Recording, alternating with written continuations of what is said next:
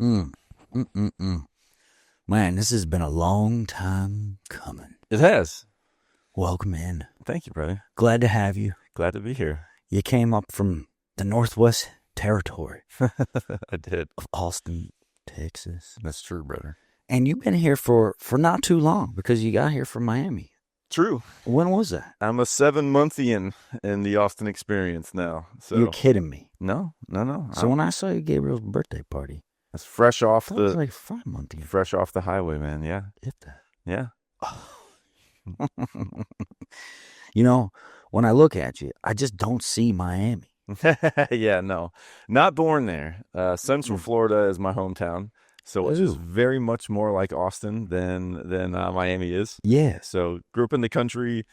Middle school and high school both had working farms on them. We had tractors and pigs and cows and chickens and vegetables and the whole thing. And it was very rural Florida, farm country. And talked a lot of smack about Miami for a long time. Definitely did not like Miami for most of my life. And then in 2020, a relationship led me there. And then lockdowns happened and ended up staying there through COVID and staying there for the last few years. And then a later relationship over the last couple of years ended about a year ago, and that's when I left. And like many great chapters in life, there's big deep shadow work that got to come up and got to go through, witnessing a lot of parts of me that needed to be seen and reclaimed and found compassion for and found courage to move through. Yeah. And move through the shame and the pain that comes with a big relationship ending. It was a big relationship. And so went on a wild ride across the West of retreat centers and sacred sites and a lot of deep psychedelic work and priestesses taking me into the shadow realm and getting to see parts of myself that I needed to reclaim and find love for and grow and learn to allow my soul to inhabit my body a bit more than it had in the past. And now we're on to the next chapter here now. So your dad's a farmer. My dad's not a farmer, no. No, I grew up next to a strawberry farm, but my home was not a farm. No, my dad's in the medical technology business. Okay. Would you consider him old school? In my youth, I would. Yeah. He's been deeply on the spiritual path, and in one way or another his whole life. But the last many years, he's been in a really incredible deep study on ancient civilizations and interdimensional beings, and really deep on the spiritual path. And it's been really, really cool. I'm on that kick for a long time as well. And so we get to meet each other in that space, which is fascinating now. That's good because I'm sure you're on Partiful, the app, right? And you get these event invites. Well, I'll tell you, man, it seems like every single week I learn a new kind of event type. Quantum shamanic tantric foot activation. Yes. Yeah. Yes. Yeah. So it can be a bit much. Yeah. It's beautiful, and I love the spiritual community. I adore it, and I'm part of it. And in some ways, I'm a walking cliche. And I also have a very practical, kind of cynical, grounded side about it all as well. So it's beautiful to wander through the esoteric and find our own truth and go into all these, wild corners of the, metaphysical universe. And it's really cool to just be a human being also. Yeah. And just find some peace and normalcy at times too. Yeah. And the reason where I'm going with this is, let's say you told your father that you're going to a heart circle. Yeah. Because that was one that came up a few weeks ago for me. What would he say? He'd be like, oh, okay. Yeah, he'd be into it. Yeah. Yeah. A few years ago, he'd laugh in my face and it'd be a whole thing. We used to have some pretty epic disagreements over government and quote unquote conspiracies and spiritual awakenings and all the things. And thankfully, since then, we found a lot more common ground. So it's cool because now all that stuff is just kind of coming to life. It's just every 6 months, or every week, a new thing that used to be some big controversial thing is now mainstream news, it seems like. So yeah, Great Awakening is real. Well, good. Yeah. Good. I'm glad Pop's keeping up with speed with all that stuff. Oh, yeah. And leading the way in many ways. He's a brilliant man. Oh, How did his work impact you ultimately in reflection here? Well, I mean, it's a medical, it's a healing laser, which sounds kind of woo, but they're very mainstream in his niche. Yeah. So it opens me up to the power of light and how we're all essentially light beings, like in hard science, like beyond the wooey of I'm a love and light fifth dimensional galactic priestess, which, big love to the love and light fifth dimensional galactic priestesses. And the real hard science from Harvard and countless other studies will show that we truly are photonic entities, and the laser modulates our frequency and modulates our cellular function, because we are inherently light at the deepest layers of reality, which is pretty cool when the esoteric and the very practical meet each other. See, you've got the inside scoop on that stuff. A little bit. And do you happen to teach any specific healing modalities? My favorite perspective on healing is, and I've been trained in a lot of them. I've been around the healing community for pretty much 20 years. Is it okay to call it healing? No. Well, it's okay, but it's not my preferred. What would you prefer? So there's a couple quotes that come to mind. One is like, if you have to say you're a lady, you're not a lady, which is like, I think it's a Nancy Reagan quote, which is kind of funny and whatever. I'm not a big Nancy Reagan fan, but she's the one that said it. And it's like calling yourself a healer, it puts you in like an egoic box. Sure. And you end up disempowering the other. You can say, I'm your healer, I'm your guru, I'm your guide. Yeah, then what am I? Right. The broken? Exactly. Yeah. And it creates polarity, it creates other. And we're essentially one. And if I'm the healer, then right you said, like, you're the broken one. What I believe, and the best healers that I've been around, quote unquote, are those that show up in their healthiness and their wholeness, in their compassion for shadow and their enthusiasm for life. And through our resonance, then I naturally come into a greater state of harmony if they can stay anchored in that. And so that's the real work of a healer, is to maintain their most healed state. So if you want to be a healer, like, prepare to go on a fucking ride, because you're going to have to dig into all the funky, nasty parts of yourself where there's trauma or judgment or shame or pain or anger or fear or whatever. Unearth that crap and be able to show up in service in a beautiful way, in a healthy way. And that's big. Yeah, man. It's a big undertaking. Fuck yeah. You've got to be extremely grounded. Yeah. Right? Mm-hmm. Yeah, people are relying on you with the most vulnerable sides of themselves. That's very interesting. The other day I went on ChatGPT and I typed in, how many different healing modalities are there? Yeah. Yeah, and it gave me a nice, healthy list of them. Yeah. And yet, none of the party full invite events types were on there. Just saying. So I think there's more. Well, Greg, there may be a big healer future for you after the real estate, empire, gets into its next chapter, man. Yeah. Welcome to Greg Zenden. Yeah. Yeah. We're going to tantalize the soul. What? Yeah. Don't worry, it's healing. Yeah. Well, there's a lot of those out there too, man. So, be careful you don't fall into that trap. Fair. So, all right. So let's throw it back. Yeah. I'm going to guess you were in a corporate space. Yeah. Yeah. What did you do? Spent a decade in high-tech private equity and enterprise software sales, and a lot of like Goldman Sachs and JP Morgan and all those shitheads. And then around of some very successful startup companies, and a couple that sold for, over a few $100 million. Yeah. So, not just for my ego's sake, although my ego does like to say that out loud, but I got to be around a lot of really high performance people. So I picked up some cool habits on communication and sales and marketing and business strategy, which is very useful today. And I got to see what it looks like to be in your success and miserable. And a lot of those people are profoundly emotionally unwell when they think that they're living the dream, but they deep down know they're vastly outside of why they came to Earth.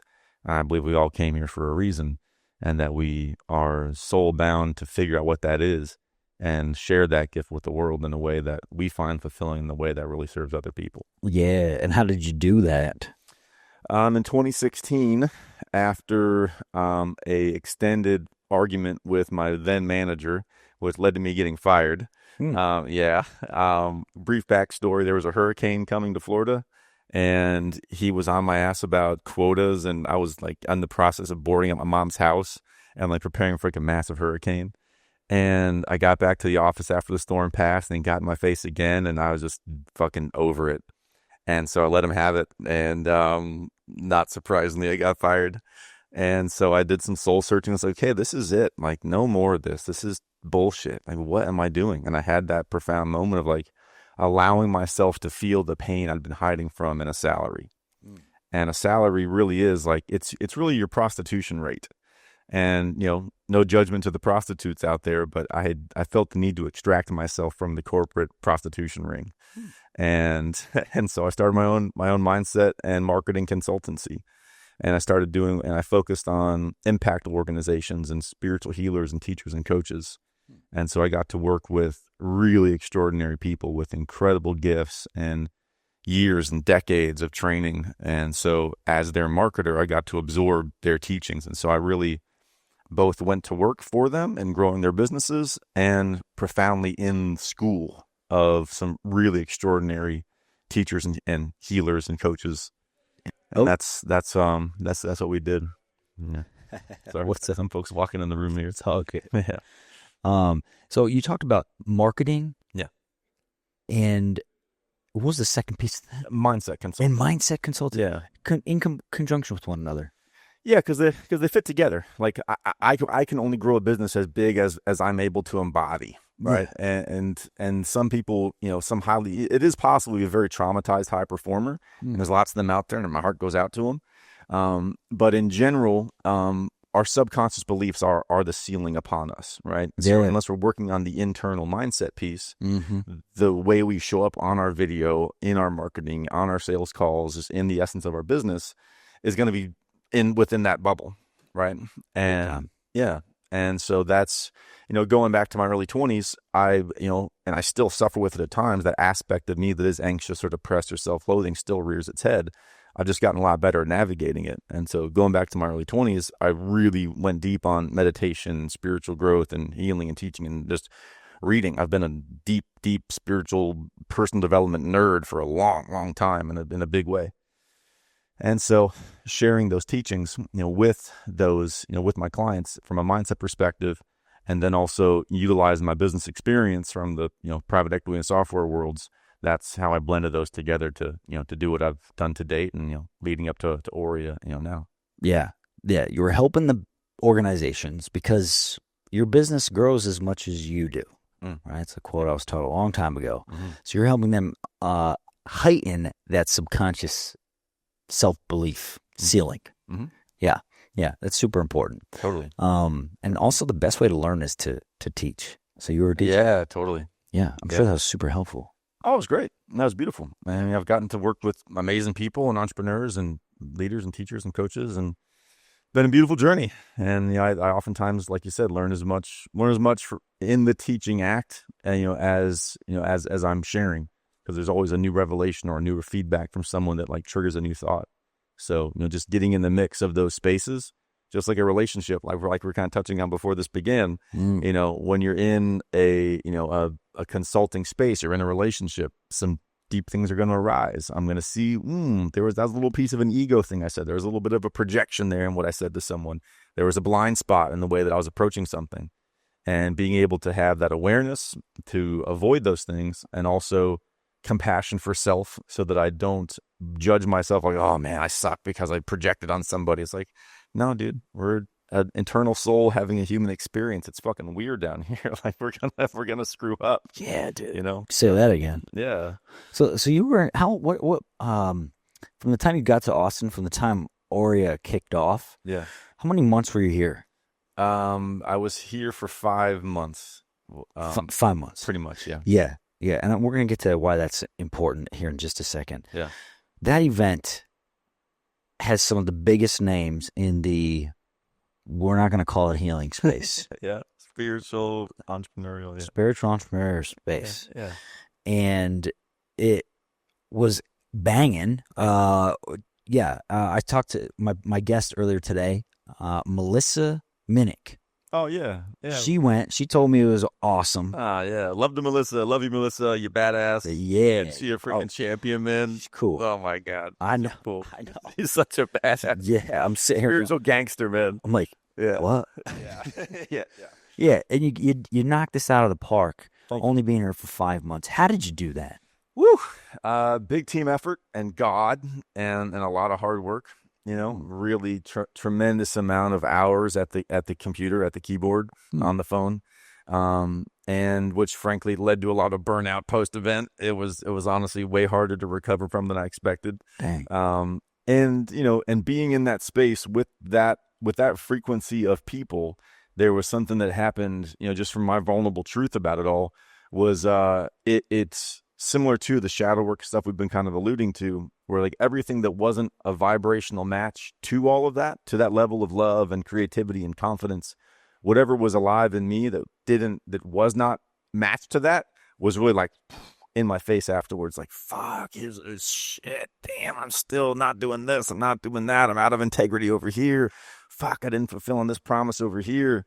And being able to be in that level of leadership I aspire to be, and calling the level of leaders I seek to be around, it requires me to play at a really high level, and it's fucking hard, and it's beautiful, and I wouldn't trade it for the world, and I love it.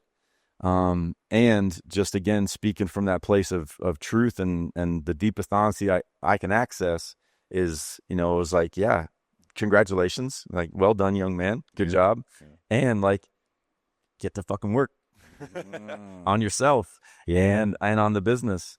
And so yes, I mean, we're off to a great start. We're 3 years or so in from our first event, which was July of 22 back in Miami.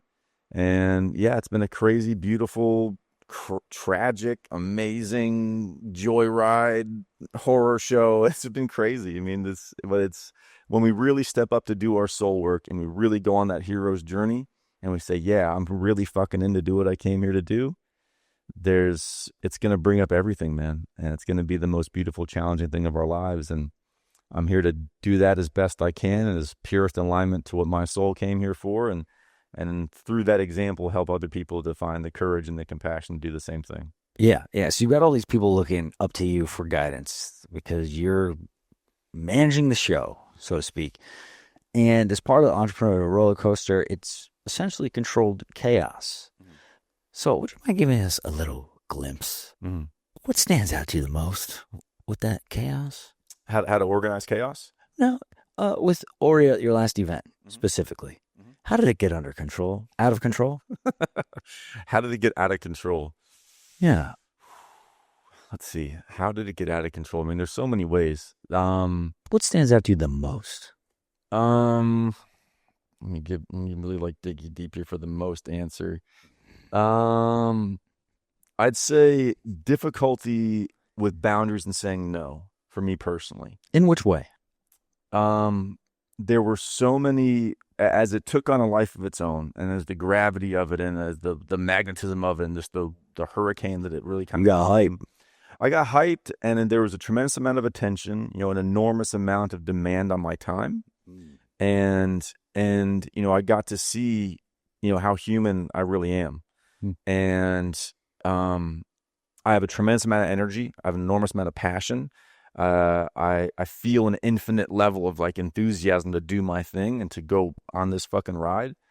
And my brain is physical. I get depleted. And in the overextension and in the lack of ability to say, no, I just can't do this, I can't do that, I overextended myself. And then I found myself trying to run a sprint and a marathon at the same time. And I got exhausted, and in certain ways my judgment waned, and I made decisions that weren't the smartest. Like what? You can say it here. It's okay. Yeah, thank you for the safe space, brother. And it was overextending on the scope of the program, bringing in too many speakers, bringing in too many co-collaborators, and then pushing myself, beyond my capacity on sleep and on just how much I was able to hold. And there are limits. And, we had, some big change with the venue and with the team and, people that came in and out of place, in the lead up to it. So while I thought I had a good, a really winning structure in place and a huge project management document and a team organized, people committed, there was just a huge amount of chaos. And it's like that Mike Tyson quote, like everyone's got a plan until they get punched in the mouth. Yeah. So I got punched in the mouth, and the plan kind of went out the window. Yeah. So it's very humbling, and it is it's maturing. It's like showing me how to be a better man in the process. Well, what better point boundaries. did you happen to get a glimpse during the event, or like right after it, or leading up to where you felt, here we are. This is actually going pretty well. This is great. Oh, for sure. Did you get that window? I really did. And when was that? Yeah. There's a few. Few times. So yeah, a couple memories come to mind. One is, there was seeing Preston do his thing was really, really cool. Preston Smiles, and such a powerful speaker, and such an embodied artistry, and such an ability to express in such a humorous, heartfelt way, and with such like clear value. Those are all things I really aspire to do. And so I remember walking behind the stage and seeing everyone really like enraptured, and the way that he took the stage has like this huge dance party where everyone just like goes ballistic and like gets the energy like really lifted. And I'd consider him like an energy shaman in a way, or like a crowd shaman. He's such an incredible, speaker and dynamic presence, that the way that he catalyzed and brought attention into the crowd, into himself, and was also able to make it not just about him, which I think is real mastery, when someone can profoundly be in their power without putting themselves like too far above others, where it feels aspirational. Like, wow, he's this fucking awesome person. Like, what an awesome artist. And it's not like, oh, I'm better than you. Like, you guys kind of suck compared to me, right? Mm-hmm. So that was really, really cool. And then the other one that comes to mind is on the last day when Aubrey Marcus and Vylana were performing and speaking. And, I've been watching this podcast for a long, long time. And obviously the recent, parts of their relationship that have really come out lately is something we can talk about here too. Yeah, that's obviously a huge subject. And getting to see him in that. And then also, we're doing some marketing work for him now. So I've gotten to have some offline conversations with him and kind of see him behind the scenes in a way. And it's been really, really cool. And, he's been kind of like a, spiritual community royalty for a long time. And, a lot of people idolize him, and in certain ways I have too. And part of what humanity is going through is a massive leveling of the playing field. Yeah. And so, is his polyamorous relationship the right thing or the wrong thing? I don't know. I'm not here to judge, and judge not lest ye be judged. Right. So I'm gonna hold that back. Yeah. Was it said in a clunky way, or was some like rough edges that maybe could have been smoothed out? And he was open about that too, that he could have worded things differently that would not have been quite so triggering. So, everyone's welcome to their reactions to it, and I don't care. Anyone's opinion can be anyone's opinion. The one thing that I have felt as like a critique that I've wanted to put out there, that I have said somewhat online, is that the level of moral outrage and judgment and condemnation and like othering of him, I think is wrong. And especially from like the spiritual community, which we're about unconditional love and oneness and all this stuff. And it's like, well, as soon as someone disagrees with you, where the fuck are your shadows? As soon as someone says something you really don't like, or you think is wrong, or you can take the moral high ground and you can be this virtue signaling person because they're doing something that you don't like, and they're a gaslighter, they're a narcissist. Maybe, but also the guy's done a million epic fucking things and served a ton of people and shared a ton of light and a ton of wisdom and a ton of uplifting information for people for a long fucking time. So I found the moral outrage and the righteous indignation from the spiritual community. I found that to be disappointing without me judging them too much. Sure. But remind me. Yeah. The edgy stuff. Yeah. What did he say? Well, I mean, he's with two women, right? Sure. And, I've been around, and I have some dear friends that are in polyamorous relationships, and they're fucking beautiful people, and they serve with huge hearts, and they show up in beautiful ways. Is that right or wrong? I don't know. Does God look down on them with scorn and say, this is wrong, and this is not the Christian path, this whatever? I don't know. Love Jesus, totally up with Yeshua's spirit, and Mary Magdalene. They're like my spiritual pillars of my life. And I don't know what their opinion is on it. Oh. Right? So who am I to judge? Right? I'm just not here to be that person. I'm here to show up as best I can for myself and with the best effort I can for other people, and allow the chips to fall where they may. And, when my shadows show up, I hope that I'm held in grace by other people. And I hope that I can hold myself in that same grace so that I don't get stuck in traps of shame and judgment and all the bullshit that is very easy to fall into. Let's take a quick moment to shout out the people making big moves in real estate, the elite residential group at Keller Williams Realty. With over $90 million in sales volume and more than 300 families helped, they're one of the top real estate teams in Central Texas for a reason. Whether you're buying, selling, or just figuring out your next step, they make the process simple and centered around your priorities. Greg and his small team have been absolutely crushing the Austin real estate market, producing incredible numbers. He is always responsive, he's always on point, he never misses anything. I would highly recommend him for anybody looking to buy or sell in the Austin, Texas area. Hit the link in the description to book your free consultation. Yeah, you're staying in your own lane. Yeah. Being aware of that. Working on it. Yeah. I'm surprised. So when you said the spiritual community gave them flack, was that like comments on social media and such? Oh, there's a huge like moral outrage and video posts, and everyone tons of people like outraged that at the way Aubrey worded things. And he said that ISIS told him to impregnate 2 women. And was that a demon? Was that his ego? Was that the word of ISIS? God? ISIS, yeah, it's an Egyptian high deity. If you're familiar with, I'm pretty sure that those are bad guys. Well, so there's ISIS, the terrorist group, and then there's a feminine deity within the Egyptian tradition, ancient Egypt, known as Isis. Oh, yeah. See, that's really good to clarify that. It is very good. That makes a big difference. It does. Okay. And the hardcore Christian crowd would say that Isis is like part of the fallen angel contingent, and comes from this like pantheistic, polytheistic, deceiving like pantheon. That would be like their perspective. Other perspective is that she is part of this like ancient holy lineage of spiritually advanced beings of Isis, Horus, Osiris, Anubis, that whole kind of collective. Yeah. Ultimately, I don't know. I have some dear friends and priestess allies who are really deep on the Egyptian mystery school path, and they're phenomenally loving, kind, insightful, powerful women who are really deep on the Isis tradition. So I'd say that the fruits of her teaching seem pretty solid.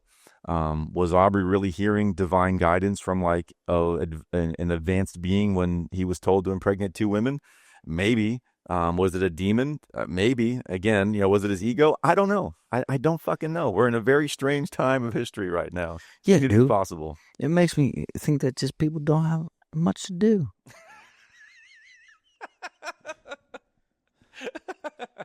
That's a great fucking answer, man.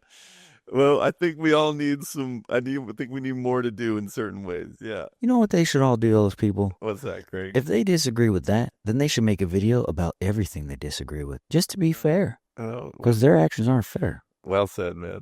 Totally agree with that. Those fuckers. Yeah. Yeah. Just kidding. Yeah. I'm having a little fun over here. That's okay. Wow. All right.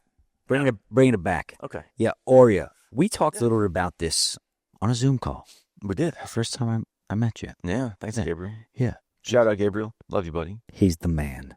And you've got a big, big vision. I do. For this. Yeah. Because you don't play small. You do things, you go all in, and you want to shape the world. Yeah. Which makes you the ideal candidate for this podcast, by the way. We take people that want to spread the light in the dark, that want to make a difference. So talk to us a little bit more about the big vision here. Yeah, man. So the big vision began a couple years ago. I was in Mount Shasta, and I had been through a couple nights of ceremony with some really extraordinary allies and mentors of mine. And we were in the integration space the next morning, and the cosmic slap of the forehead came through of like, we need a physical space, need to build a temple, need to build a compound, need to build something that really can take the essence of what AUREA is meant to be and create a long-term space where it can be cultivated over time and not just have flash bulbs of awakening, but something steady and solid. And so I told Maya Rose, who was there. I don't know if you know Maya Rose, but she's amazing. Love you, Maya Rose. Thank you for everything. Life-changing. I don't know you, but I love you too. She's incredible. And Gerald Rogers, love you too, man. They're a couple. They're incredible. And I was there with them, obviously.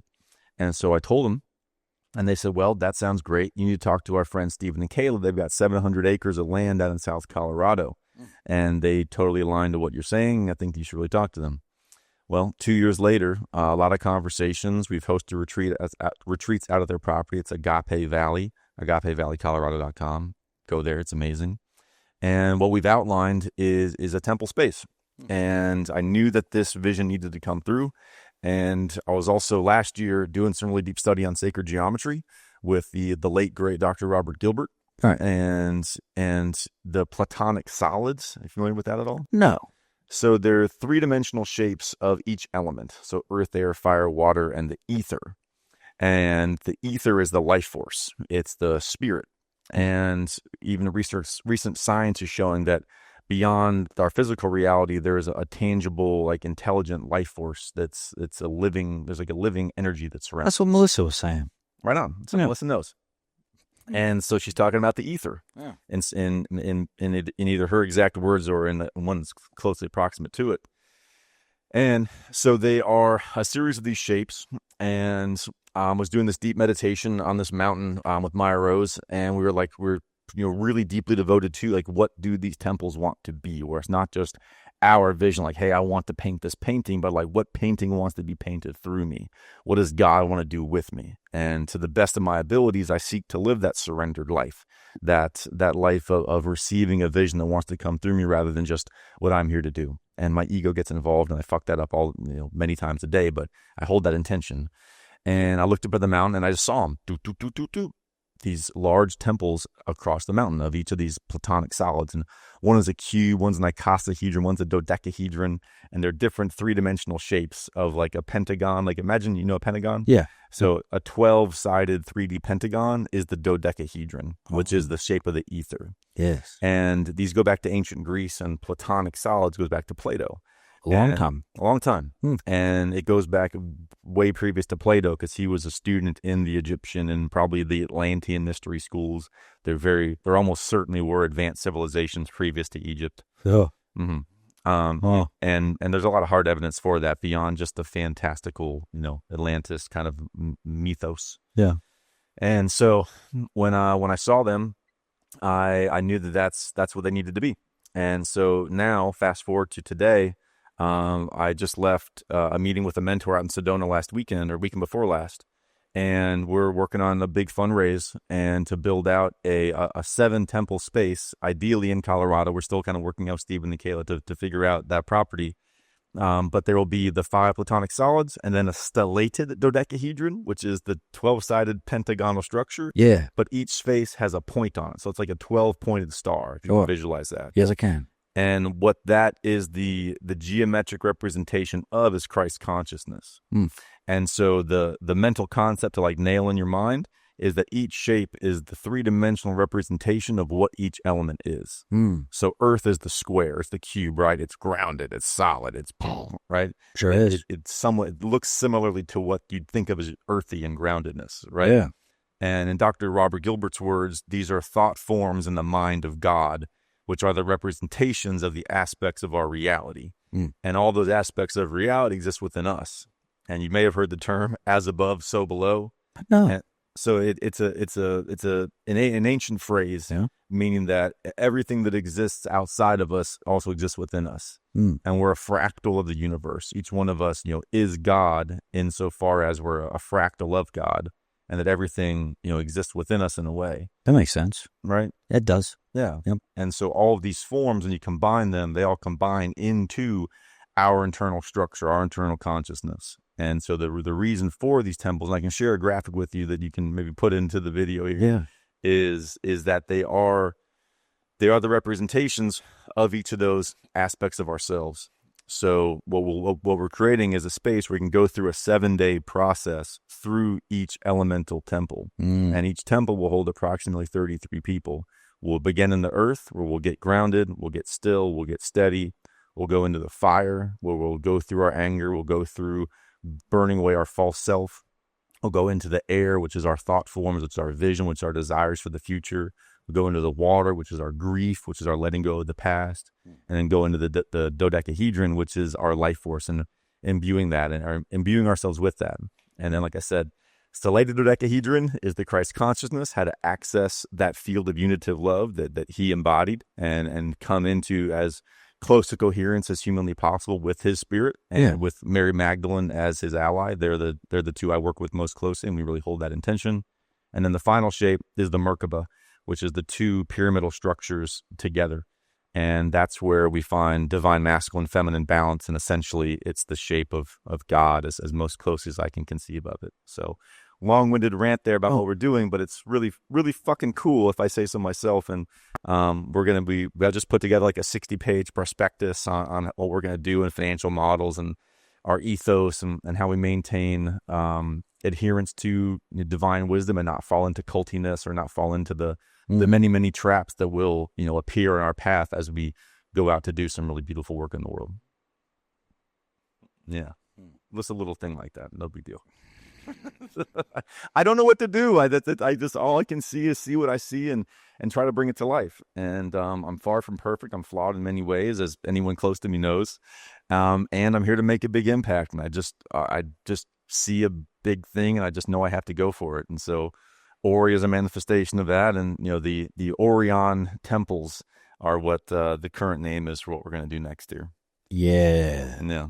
Yeah. It's AUREAN Temples, bro. Yeah.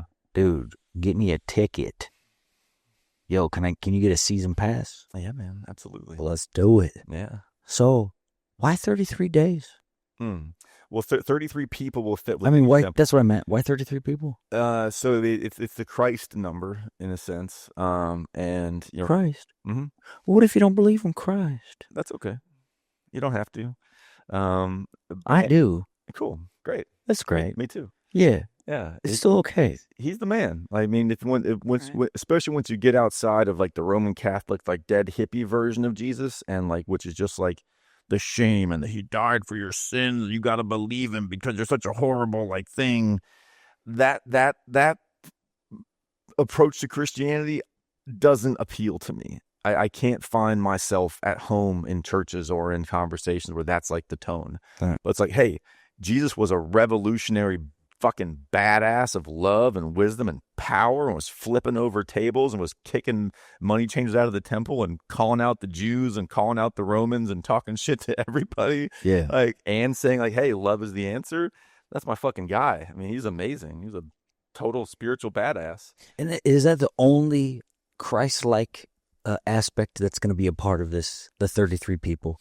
No, it's that I dance in and out of a lot of different faiths, and I've been around a lot of people with a lot of different perspectives, and I can find beauty and I can find God in a lot of different traditions. But Yeshua, Jesus Christ, Mary Magdalene, like they're the ones that are just like most at home in my soul. And from there, I'll dabble in and out of different things, but like that Christos energy and the cultivation of Christ consciousness so that we can become Christ's ourselves, which I think is what Jesus was really trying to do. And, like, all these things I have done, you shall do and more. Yeah. Right? Don't you know that ye are gods? Like, allegedly, those are his words, right? Yeah. So like, what's the and more? We're meant to raise the people from the dead. Like, what else are you supposed to do here? Right? We're supposed to do some big stuff and not just like wait around until we die and like wait for Jesus to appear in the sky and the second coming as it's written. I don't understand Revelation. I don't understand prophecy. I listen to it. I study it. I listened to a few hours of podcast today on the subject and the second coming and how all this crazy stuff out of Revelation is supposed to play out.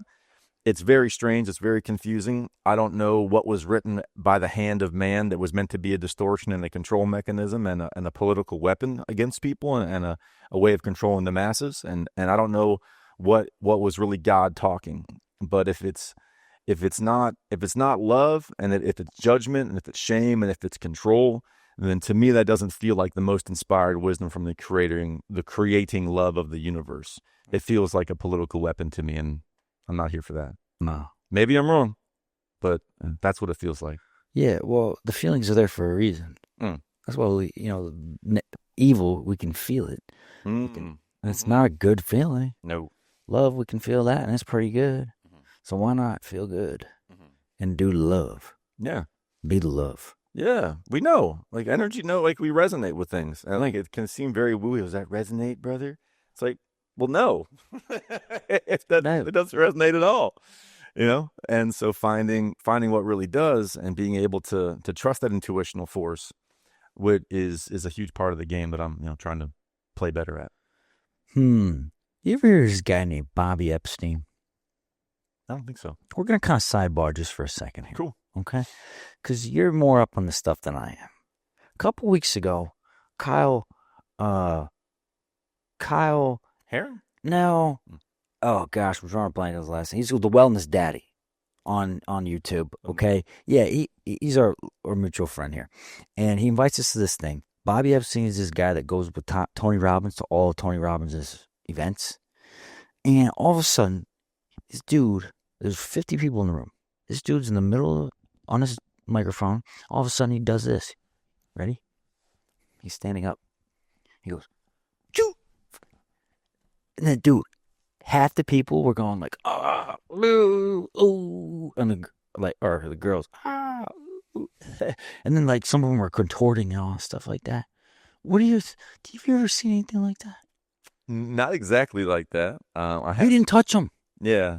I've seen some Qigong masters do some really wild stuff, and I've been around people that can really move energy, and they've learned to cultivate the flow of energy in their bodies. Yeah. And we have certain energy centers, and our lower dantian and our perineum are like the like yin yang of our energy flow.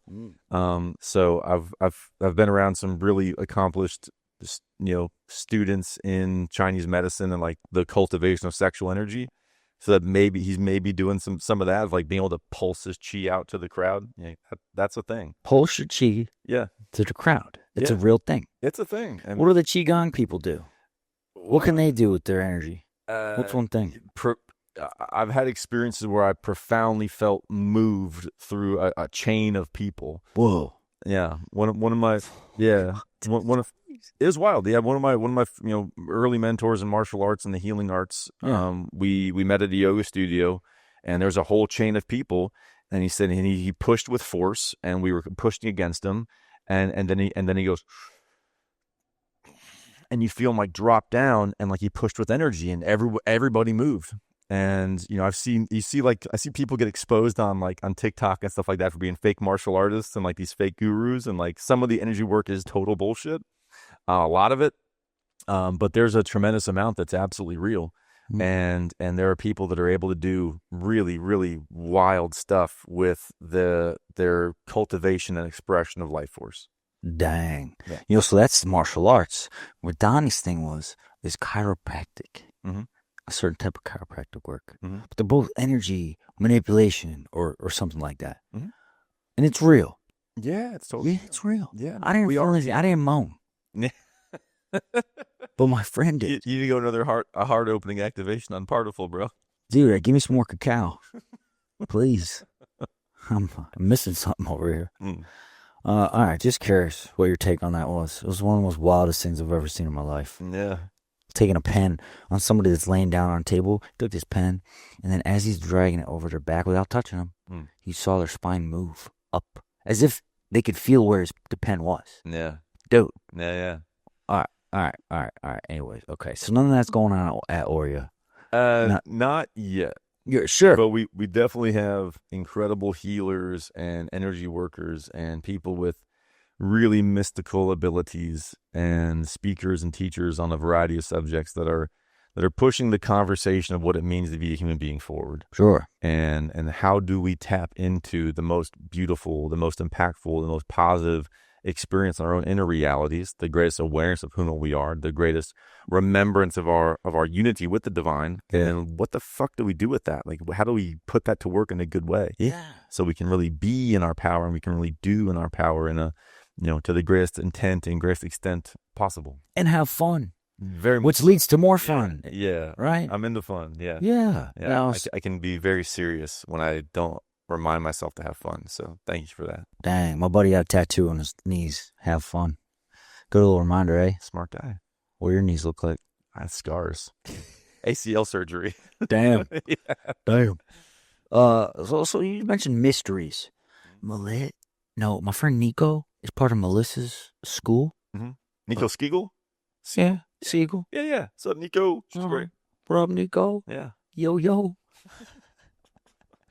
And yeah, dude, she told me she's part of Melissa's mystery school. Again, never heard of a mystery school.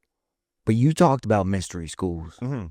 School, right? Yeah. I mean, so the mysteries, again, from the Christian perspective, the mysteries are essentially like the false teachings of the fallen ones. And from like a mainstream, like dogmatic Christian perspective. Yeah. And from the positive perspective, these are like the hidden teachings that like the church tried to like stamp out. And like we're burning witches at the stake and burning these female teachers at the stake because they're like the real, like good secrets of God, like the really beautiful things of reality. Oh. And so there's two very powerful and very well-informed perspectives. And either one can, you can make a really good case for either one of them. And I really do listen to both sides, pretty intently. And in my deepest truth, I don't know, either one could be true, honestly. But what I do know is that the people that I've encountered who are, deep on the mystery school path, they're beautiful, lovely, loving, kind people. And there's a verse that comes to mind when the disciples were confused about, they're asking Jesus, Yeshua, how do we discern if a prophet is from the Lord? How do we know if someone's really good? Right. And in my understanding, what Jesus pretty much said was, what's their fruit? By their fruit you shall know them. Is the fruit good? Is it sweet? Does it benefit your life? Well, then it's probably good. Yeah. It's too simple. Is your fruit good? Yeah. Is your fruit good? For those of you dating, go up to your next date. Is your fruit good? Is it sweet? I don't know if that's going to get you as a first or a second date, but try it out at your own risk. What's up, girl? Got good fruit? Hey. Yeah. In life, we definitely got a tendency. This is my thought. You can disagree. It's okay. I think we overcomplicate things. Yeah. At times. Yeah. Well, where I'm going with this is, we got all kinds of genders now that they weren't necessarily on paper 20 years ago. Okay. And it's okay that we do. It is, right? It's okay to have lots of variances. Yeah. We have a lot of religions. A big old list of religions. Yeah. And we got a whole bunch of other things out there too. We got different, politics, right? Republican, Democrat, the other one, I don't even know, right? All this stuff. Other one, 2028, baby. Yeah, you see where I'm going with this, okay? Like, we got a lot of things going on, okay? Now, let me ask you, this is what I'm going to ask you. If we didn't have the religions, if we didn't have the genders, if we didn't have the politics and all this other stuff that we get to choose from, how would you teach life? Oof.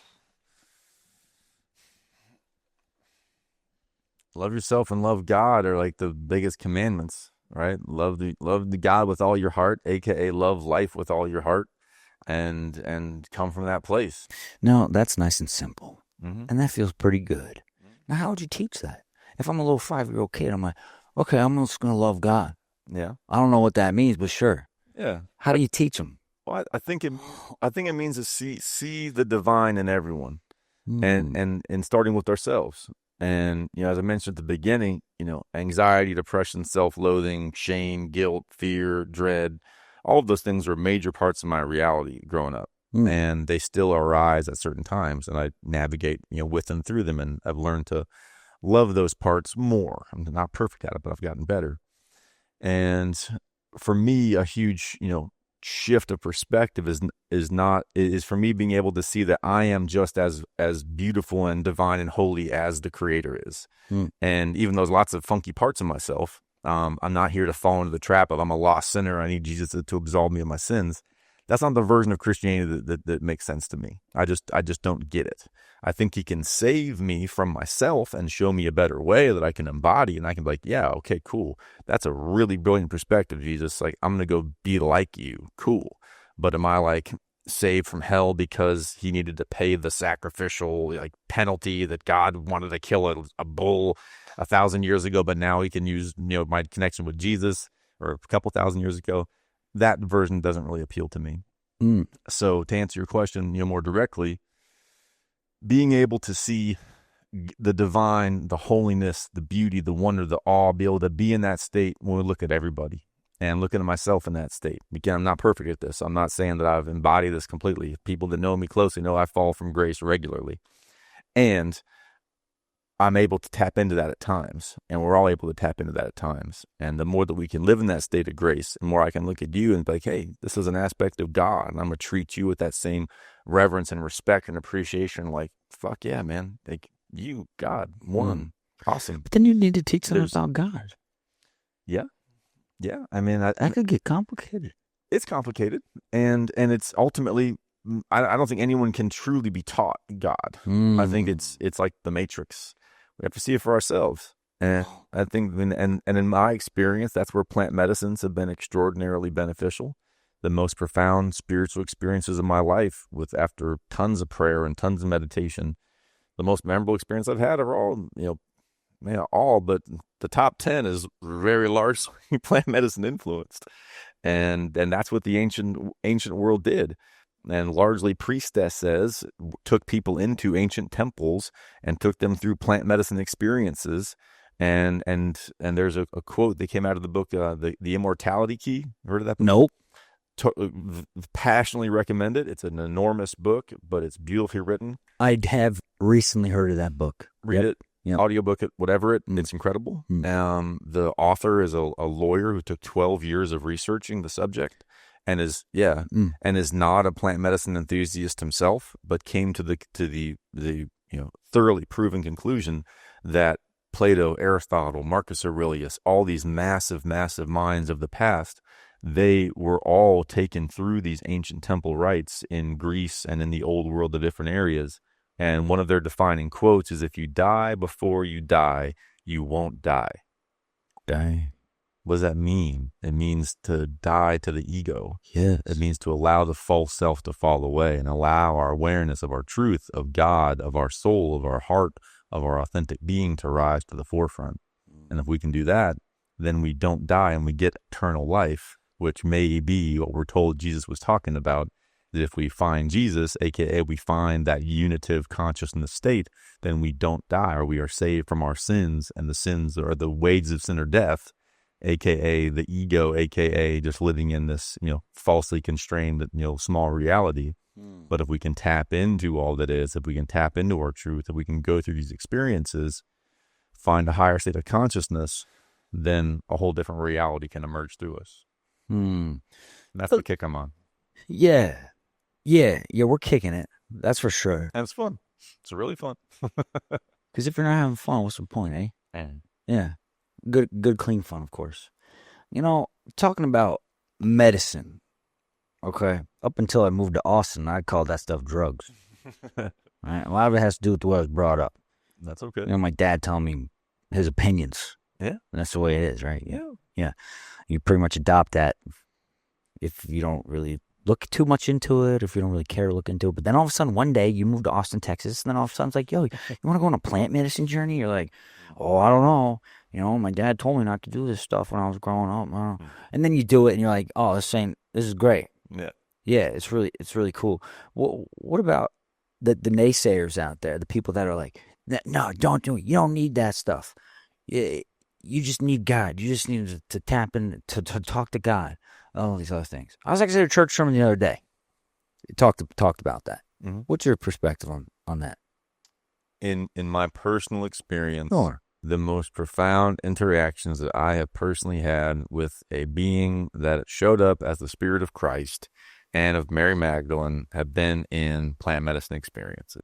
That is my personal experience. Sure. I wonder how many other people have that same personal experience, right? Having served in a number of ceremonies where we hold that frequency, without the attempt to, I have no desire to influence someone's experience, but I'm very clear in the beings that I pray with, and through, consent and agreement, we pray into that space together. And many of them have had encounters where Jesus shows up, and the love and the strength and the peace that he is somatically felt, is physically, mentally, consciously experienced. And that's something you can't take away. You can't take away someone's direct experience of the divine. And having done a lot of prayer and a lot of meditation, a lot of Bible reading, and a lot of, please, God, show me the truth and help me get out of this difficult, negative state that I'm in, leading up to my plant medicine experiences, and, in between them and many times, I know that they have a profound place in my life. Yeah. And all I can really do is speak to my own personal experience. I have no interest in convincing anyone of anything, but I'm not shy about saying what has worked for me and what I found profoundly beneficial in my life. Well said. Man, my wheels are freaking turning over here today, ladies and gentlemen. Yeah, good. It's fired up. Yeah, we're going to close this piece out, and then I'm going to talk to you a little about another sidebar. Those are always a little fun. So when it comes to this plant medicine thing, shoot. Oh, yeah, here's my next point. Physical activities or events that kind of replicate that plant medicine experience. For example, I went on a 24-hour walkathon a couple of months back. I just walked 24 hours straight, 64 miles. Cool. And everybody was telling me it's a spiritual experience, and it sure as hell is. Yeah. Love that. Yeah. What were your biggest reflections out of that? Well, I was talking to a spiritual lady. Okay. I used to call her healer lady until I got educated. Yeah. Yeah. Love it. Yeah. I paid her for some sessions, and she said she would rank these emotions for me. She goes, Greg, anger, she would do 1 to 10 most of the time. She was like, no, anger, that's 100. I'm like, what? Me? So anyways, I just took it for what it was. And that's been one of my biggest monsters too, man. I totally hear you. Yeah. And it's sneaky. So I'm on this walkathon, and sure enough, I was exploring. This is spiritual, and she's a spiritual lady. I'm gonna listen to what she says and put these two things together and focus on what she's talking about. Yeah, the anger came out, and a lot of the time when I was doing this walk, especially later in the night when you're tired and your feet are killing you, dude, I was just I was talking to myself and going through these scenarios that would pique anger throughout time that were repressed. And it was nonstop, just me. No one was around. I went off into my walk thing. And very spiritual, very spiritual. What about other things? Physical. If somebody didn't feel safe with the plant medicine, for example, any alternatives? Yeah. Crack cocaine. If you're not, that'll light you right up. That'll get you going. No, please don't do that. Yeah. I'm Rick James. With a clear heart, though, breath work is massively powerful, and physical exercise, like you've experienced. We can naturally create the endogenous DMT, the DMT created inside of our own bodies. And there's a fascinating story and truth around what DMT really is for us and how it activates the brain, how it activates our being, and how it first appears in the body at 49 days of development, or for about 40 days of development, which is the same amount of time as what the Buddhists believe is when the soul inhabits the body. From the time of conception to this point, that same period of time is when DMT appears in the body, which is really freaking cool.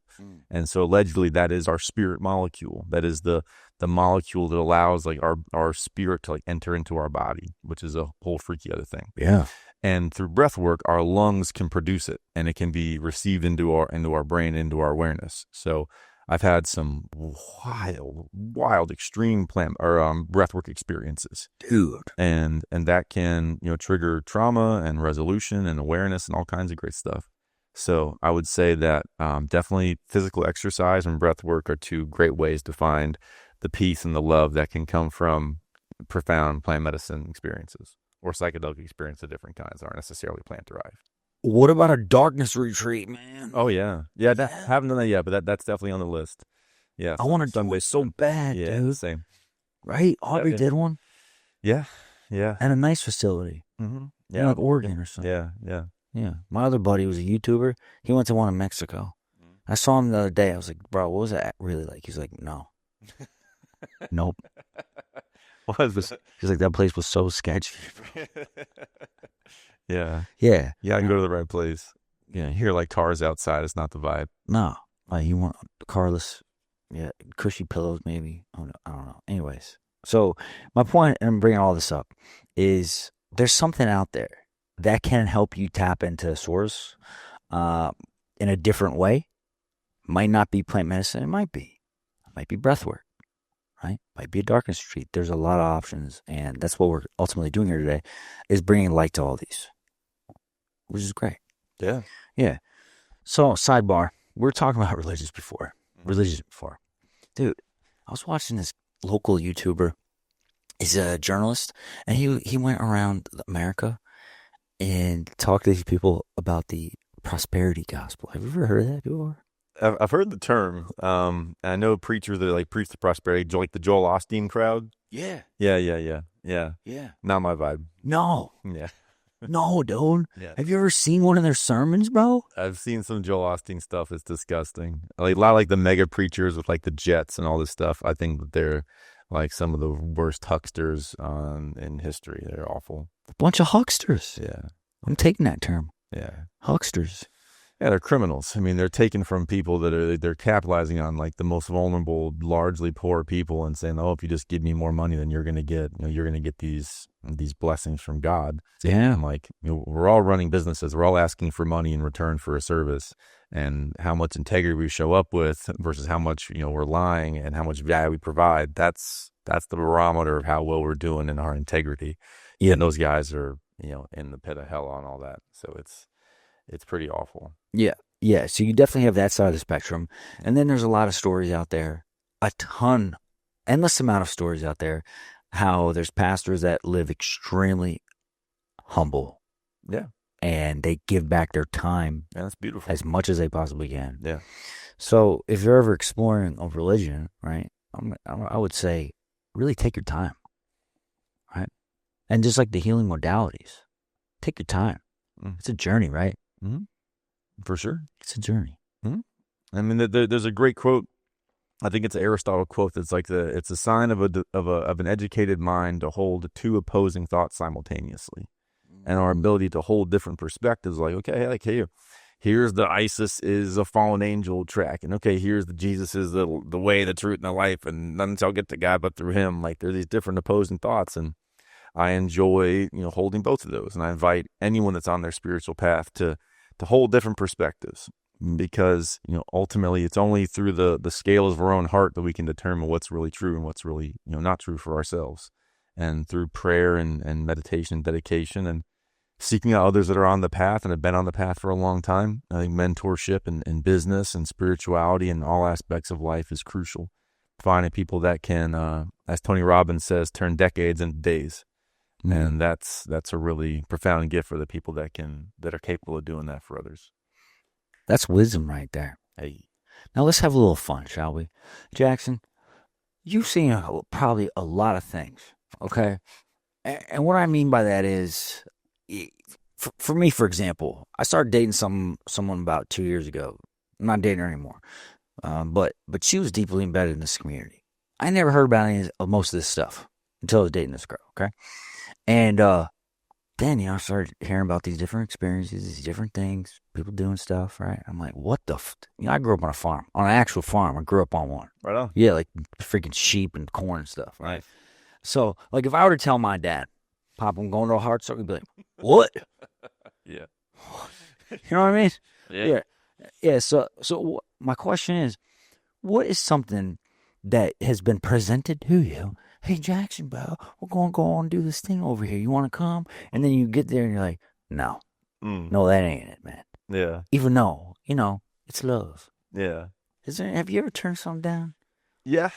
Yeah. Really? Yeah, I have. Like the orgy tent that's over at Burning Man? So you wouldn't go in there, right? I've never been to the orgy tent. I've never been. I went to Burning Man for the first time last year. Yeah. I've never been in an orgy situation.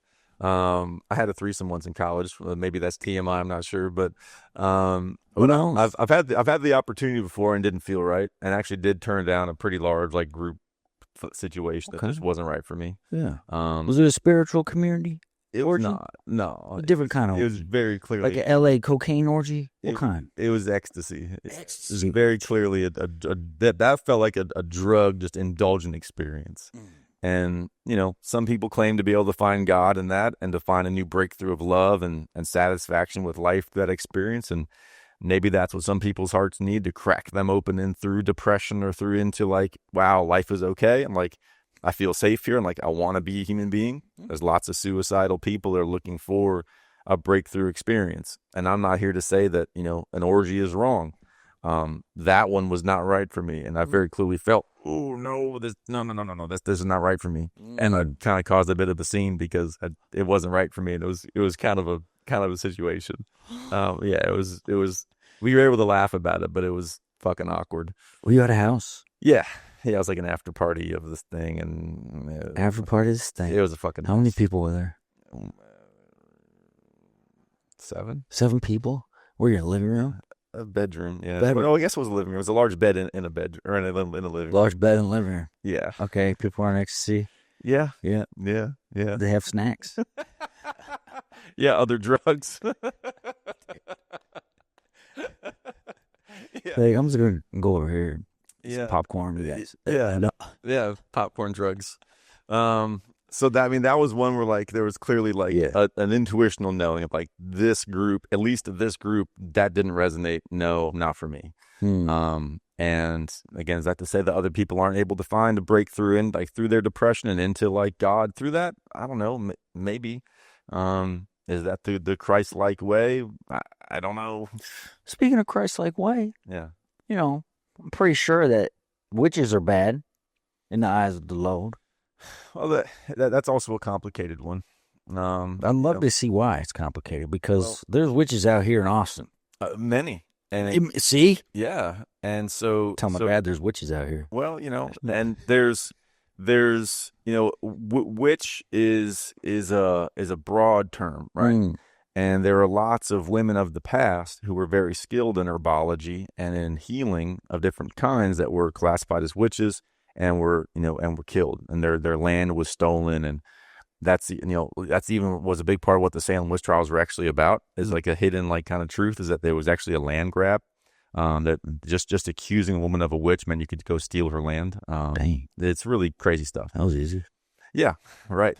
And so there's a whole lot of people who are knowledgeable in the ancient healing modalities who've been wrapped up in like the witch judgment and crucified or punished for that or killed for that. So I think it depends on intent. And so, if you're coming from a place of manipulation and like your own will and like, hey, I'm going to conjure up this spell, or I'm going to conjure up this magical potion, or I'm going to conjure up this energy, or I'm going to do this crazy moon ritual just to get what I want, that has a lot of potential for harm. That has a lot of potential to take you off the path and lead you into a dark place, I do believe, and into aspects of the spirit world that are not of our highest intent and benefit, that aren't necessarily of the Lord or of the the highest good. I think it requires a heart of surrender and service. Of like, what does the divine want to do with me and through me?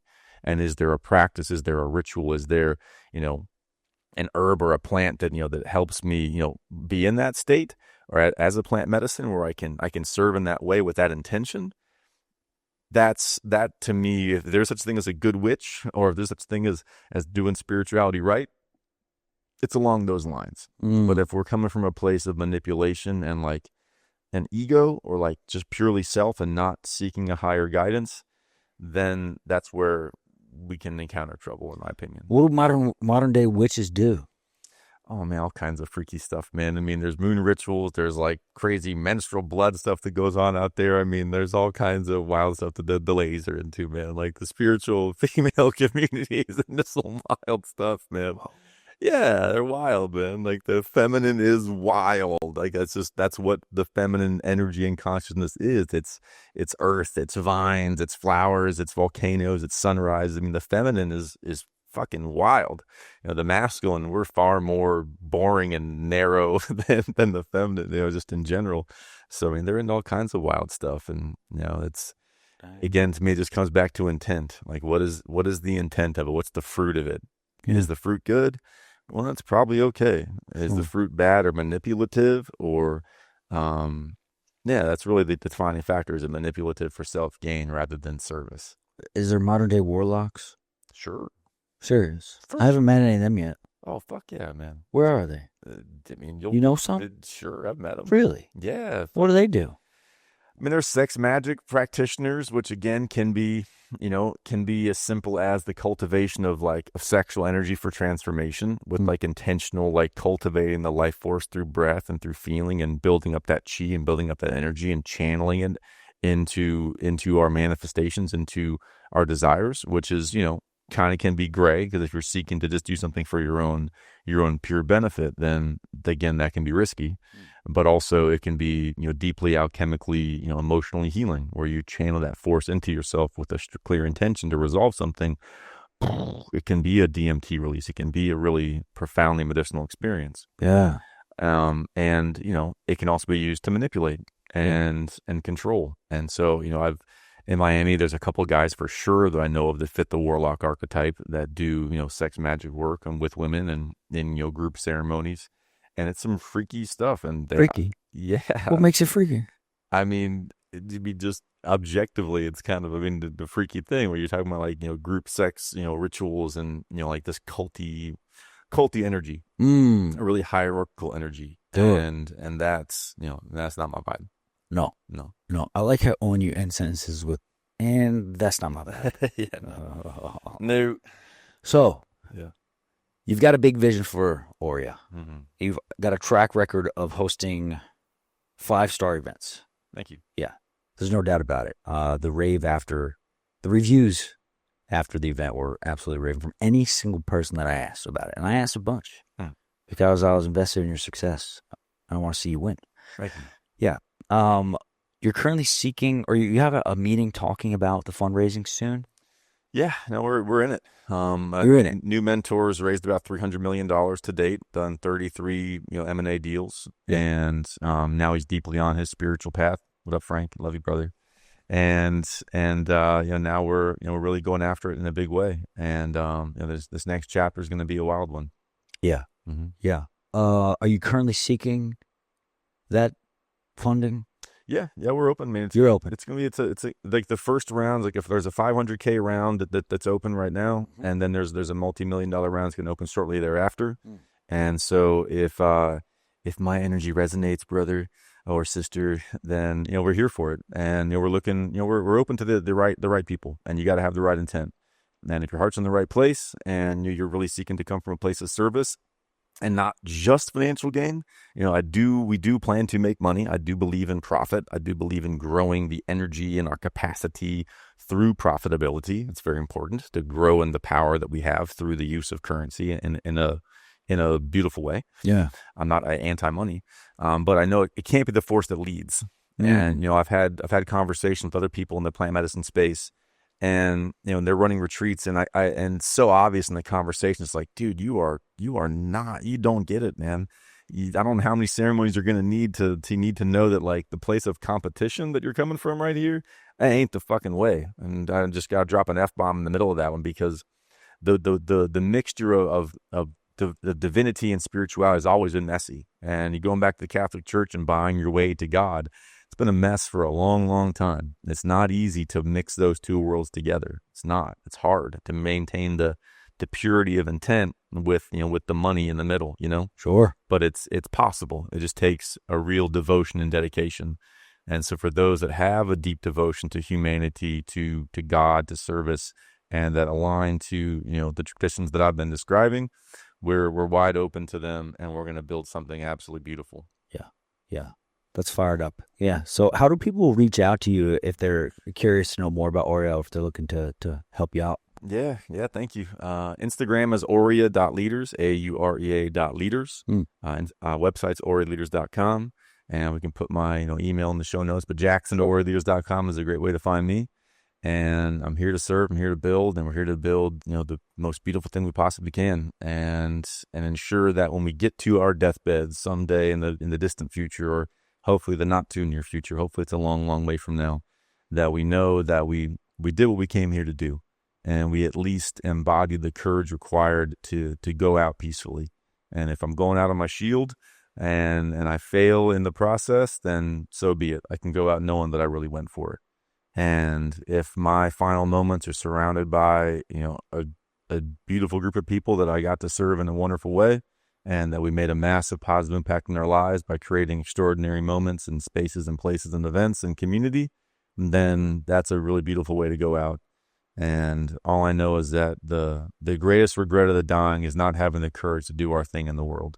And I'm here to make sure that I don't suffer that, and that anyone I can inspire to do the same through my example, as flawed or as fucked up as it often is, or as beautiful as it often is, I'm here to be that guy. Well said. Well said. It's clear to see that you are following the excitement of your life. Facts. Yes, you probably wake up every day and you say, let's get after it.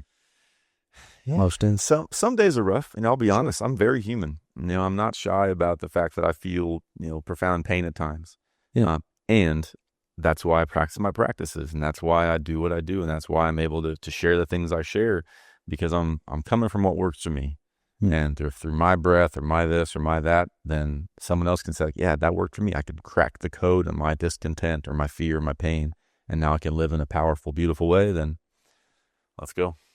We're going to the top. Which top? The right top for us. Yeah, to live our highest calling out.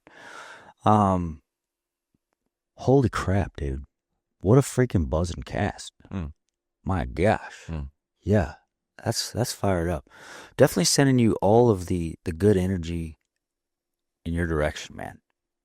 I think you creating that space is going to be a home for a lot of people. It's going to shift people's lives radically. Yeah, and that's the goal, right? Yes. You're the guy. Hope so. That's taking the stand for it. Well done. Well done. Thank you. Yeah. Folks, holy crap. Make sure you check out Jackson. I go to his website, take a look what he's got going on. Hit him up on Instagram. What's your IG, bro? Jackson.mac, mac.strong. Jackson.mac.strong, mac.strong. Yeah, hit him up. My name is Greg Carlson, your host of the Elite League podcast.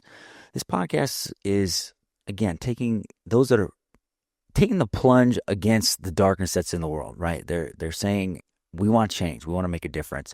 Jackson, you definitely meet that mold without a shadow of a doubt. So thank you so much for all the work that you do. Pleasure. Thanks for coming on today. Thanks for having me. My name is Greg Carlson, your host.